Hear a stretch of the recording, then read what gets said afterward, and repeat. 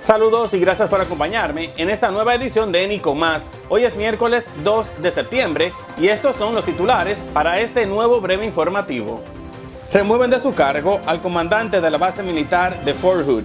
El militar de más alto rango, el mayor general Scott Efland, fue destituido en medio de las investigaciones que realiza un comité independiente sobre el clima y la cultura en Fort Hood tras la misteriosa desaparición y el brutal asesinato de Vanessa Guillén y de otros soldados.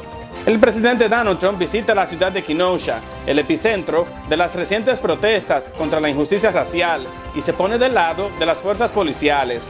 Trump calificó de terrorismo interno y como actos antiestadounidenses las masivas manifestaciones contra el racismo y la brutalidad policial. Autoridades migratorias inician procesos para la deportación de más de 2.000 inmigrantes detenidos en operativos realizados en los últimos 2 meses. Esto mientras que la administración Trump limita las posibilidades de obtener residencia permanente a beneficiarios del TPS. Presionado por los demócratas, el secretario del Tesoro, Steven Mnuchin, anuncia su disponibilidad para negociar un nuevo plan de alivio económico. Mnuchin dice que la administración Trump sigue dispuesta a trabajar en un acuerdo bipartidista para ayudar a las pequeñas empresas, los desempleados y las escuelas. Los Centros para el Control y Prevención de las Enfermedades utiliza su autoridad para prohibir temporalmente el desalojo de inquilinos hasta el final del año. Esta moratoria evitaría que entre 30 y 40 millones de personas se queden en la calle. Así empezamos este nuevo segmento de Nico Más, siempre con la verdad.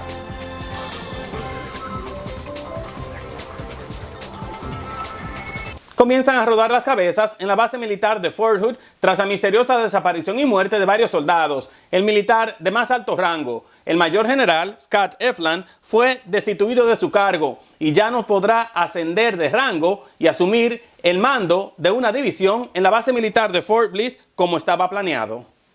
El comandante Efland ha estado ofreciendo detalles sobre las muertes de varios soldados y actualizando las investigaciones de estos casos, como el brutal asesinato de la soldado Vanessa Guillén y la reciente muerte del sargento Elder Fernández, casos que llevaron a Fort Hood a acaparar la atención nacional. Guillén y Fernández habían denunciado ser víctimas de acoso sexual antes de su desaparición y otros 2 soldados fueron recientemente arrestados en una operación contra la prostitución infantil. Según el ejército, Efland permanecerá en Fort Hood, sirviendo como comandante general adjunto y ayudando con la reintegración de tropas que regresan de sus misiones de apoyo como parte del denominado Operation Inherent Resolve, la intervención contra el Estado Islámico ISIS en Siria e Irak, y será reemplazado a partir de este miércoles por el general de división John Richardson IV, quien asumirá las funciones como comandante superior interino de Fort Hood. Este cambio de liderazgo se produce al tiempo que un panel independiente investiga la situación en esa base militar para determinar las posibles causas fundamentales de los altos índices de violencia y conducta sexual inapropiada en Fort Hood. Un panel independiente compuesto por 5 civiles evalúa las políticas, regulaciones y procedimientos relacionados a la prevención de acoso y agresiones sexuales y discriminación, a fin de confirmar que el clima y la cultura de Fort Hood reflejan los valores del ejército, incluyendo la seguridad, el respeto, la inclusión y el compromiso con la diversidad, además de garantizar lugares de trabajo y comunidades libres de acoso. El secretario del Ejército, Ryan McCarthy, solicitó esta investigación en julio, después de que 5 soldados murieran por presunta conducta en Fort Hood o sus alrededores. Y el mes pasado, durante una visita a Fort Hood, McCarthy indicó que en esa base militar hay más casos de asesinatos y abuso sexual que en cualquier otra base. En un comunicado, el ejército también anunció que el general John Murray, comandante general del Comando de Futuros de Estados Unidos, dirigirá una investigación en profundidad sobre las acciones de la cadena de mando relacionadas con la especialista Vanessa Guillén. Actualmente, el ejército tiene varias investigaciones abiertas en Fort Hood para revisar una amplia gama de temas e inquietudes. El ejército planea implementar el programa Project Inclusion para mejorar la diversidad y reducir el alto número de suicidios y abusos sexuales entre los militares. Fort Hood es promocionada como la base militar más grande del mundo y la principal instalación del ejército estadounidense para entrenar y desplegar fuerzas pesadas. En tanto, los restos de Eldel Fernández llegaron a casa la noche del martes. La familia del sargento, oriundo de Brockton, Massachusetts, llegó al aeropuerto internacional Logan en Boston al tiempo que un ataúd cubierto con una bandera estadounidense fue retirado de un avión. Recordemos que los resultados preliminares de una autopsia calificó la muerte de Fernández de un suicidio por ahorcamiento, pero la tía del soldado sospecha que Fernández fue secuestrado y asesinado para evitar que testificara contra el superior acusado de haberlo agredido sexualmente. El presidente Donald Trump visitó el martes la ciudad de Kenosha, en Wisconsin, el foco de manifestaciones y disturbios contra la injusticia racial y la brutalidad policial, y se puso del lado de las fuerzas de seguridad, calificando de terrorismo interno y de actos antiestadounidenses las masivas protestas que se realizan en esa ciudad y en otras ciudades de los Estados Unidos. Trump llegó a Kenosha bajo fuertes medidas de seguridad, una presencia policial reforzada con varios vehículos blindados y agentes de la Guardia Nacional, ignorando los pedidos de líderes locales y estatales de no viajar a esa urbe para evitar escalar la tensión. Esta visita la hizo tras una semana de protestas por el acribillamiento del afroamericano Jacob Blake, quien fue baleado 7 veces en la espalda por un policía blanco frente a 3 de sus hijos, dejándolo paralítico de la cintura para abajo. Trump recorrió los lugares más afectados por los disturbios y los fuertes enfrentamientos entre el movimiento Black Lives Matter y grupos blancos armados. También saludó a sus simpatizantes que lo aplaudieron mientras su convoy pasaba, al tiempo que manifestantes de Black Lives Matter lo abucheaban. Durante su visita, el mandatario no mencionó a Blake, pero vinculó los disturbios y actos de violencia con los demócratas, a quienes también criticó por no aceptar de forma inmediata su oferta de ayuda federal. Agregó que los actos cometidos en esa ciudad no son parte de una protesta pacífica, sino simplemente de terrorismo doméstico. The kind of violence that I saw, you may have protesters, but you have some really bad people, too. You have anarchists, and you have the looters, and you have the rioters, you have all types. You have agitators. And that's what you should be focusing on with your question. These are not acts of peaceful protest, but really domestic terror. My administration coordinated with the state and local authorities to very, very swiftly deploy the National Guard, surge federal law enforcement. El presidente dijo que trató de llamar a la madre de Blake, pero que optó por no hacerlo luego de que la familia pidió que un abogado escuchara la conversación. Trump también ofreció recursos federales para ayudar con la reconstrucción de esa ciudad, $1 millón para la fuerza del orden de Kenosha, 4 millones para pequeños negocios y más de $42 millones para la seguridad pública en todo el estado de Wisconsin. Familiares de Blake se reunieron en el lugar donde el afroamericano recibió los disparos y pidieron a Trump no justificar a la policía. And we're now pressing to the forefront of President, Vice President Biden and Sister Harris that we want documentation. We want a platform for African Americans. We don't have any words for the orange man. All I ask is that he keep his disrespect, his foul language far away from our family. We need a president that's going to unite our country and take us in a different direction.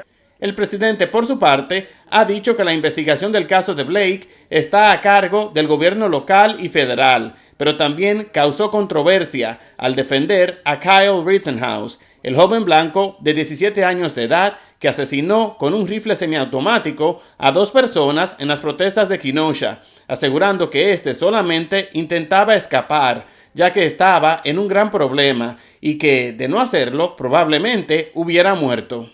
La Oficina de Inmigración y Control de Aduanas, ICE por sus siglas en inglés, anunció haber detenido a más de 2,000 inmigrantes en operativos realizados en los meses de julio y agosto, y dice que son personas con antecedentes criminales que ahora están en proceso de deportación.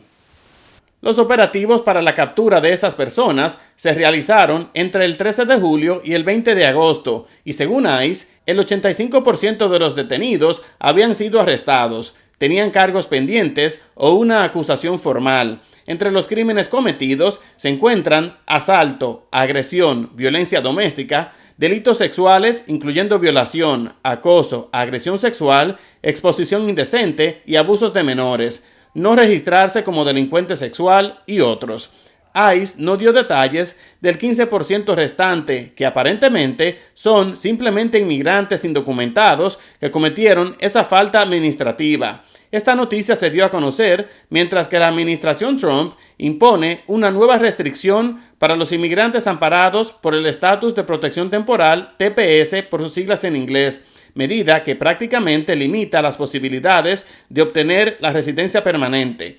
El Servicio de Inmigración y Ciudadanía, USCIS, dio a conocer su nueva política que evita que los beneficiarios del TPS que hayan salido o entrado al país con el permiso del gobierno no podrán solicitar la llamada Green Card, cerrando una pequeña ventana que utilizaban los juristas con el permiso de viaje que permitía salir del país y regresar de forma legal.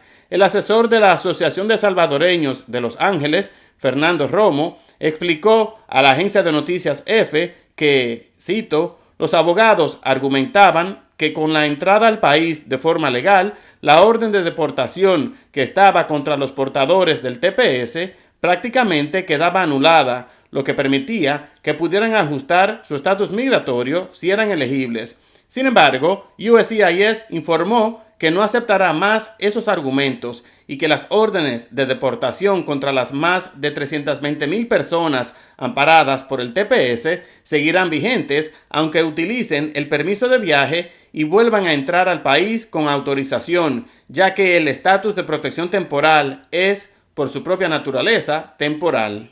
El secretario del Tesoro, Steven Mnuchin, está dispuesto a reiniciar las negociaciones con la presidenta de la Cámara de Representantes, Nancy Pelosi, para acordar un nuevo plan de estímulo económico. Mnuchin se opone al paquete de estímulo de Pelosi, valorado en $2.2 billones, al considerarlo demasiado alto. Aún así, dice que podría sentarse con Pelosi en cualquier momento para negociar. Tras varias semanas de reuniones, las negociaciones entre el Congreso y la Casa Blanca colapsaron a principios de agosto, ya que Pelosi y Mnuchin no lograron llegar a un acuerdo sobre el valor del nuevo plan de ayuda financiera por el COVID-19. Esto se produjo antes de que venciera el plazo para que las personas desempleadas recibieran el pago de $600 adicionales semanalmente. Mnuchin dice sentirse optimista de llegar a un acuerdo bipartidista. We will continue to work with the Senate and House on a bipartisan basis for Phase 4 relief package. I believe a bipartisan agreement still should be reached and would provide substantial funds for schools, testing, vaccines, PPP for small businesses. Para paliar los estragos de la pandemia, el presidente Trump firmó 4 órdenes ejecutivas destinadas a brindar ayuda económica a varios sectores. Una de esas medidas extiende el subsidio por desempleo a una tasa reducida de $300. En mayo, los demócratas en la Cámara de Representantes aprobaron un nuevo plan de estímulo económico de $3.4 billones, pero los republicanos lo rechazaron debido al alto precio y presentaron su propuesta de solamente $1 billón. Pelosi redujo su paquete a $2.2 billones. Pero la Casa Blanca considera que debe ser más bajo, de unos $1.3 billones. Se espera que el líder de la mayoría republicana en el Senado, Mitch McConnell, presente otro proyecto de estímulo la próxima semana. Este retraso ha impactado a muchas familias afectadas por el desempleo y que enfrentan problemas financieros debido a la crisis económica, pero habrá un alivio para entre 30 y 40 millones de familias que viven en hogares que han sufrido pérdida de empleos debido a la pandemia del COVID-19 y que están en riesgo de quedar en las calles en los próximos meses. La orden ejecutiva, elaborada por los Centros para el Control y Prevención de las Enfermedades, CDC, evita el desalojo de los inquilinos que cumplen varios requisitos. Tener un ingreso máximo de $198,000 anuales para parejas o $99,000 para los contribuyentes solteros, demostrar que han buscado ayuda del gobierno para realizar sus pagos de alquiler, declarar afirmativamente que no pueden pagar la renta por las dificultades causadas por el coronavirus y afirmar que es probable que se queden sin hogar si son desalojados. Las familias que queden protegidas deberán pagar una parte de la renta y cuando la moratoria acabe, a final del año, deberán compensar los pagos atrasados a sus propietarios. Eso es todo por hoy. Como siempre, gracias por su tiempo y su confianza. Los invito a que me sigan en todas las redes sociales. No se olviden de inscribirse a este canal de YouTube, de darle like a este video y de compartirlo. Recuerden que Nico Más es un breve informativo, siempre con la verdad.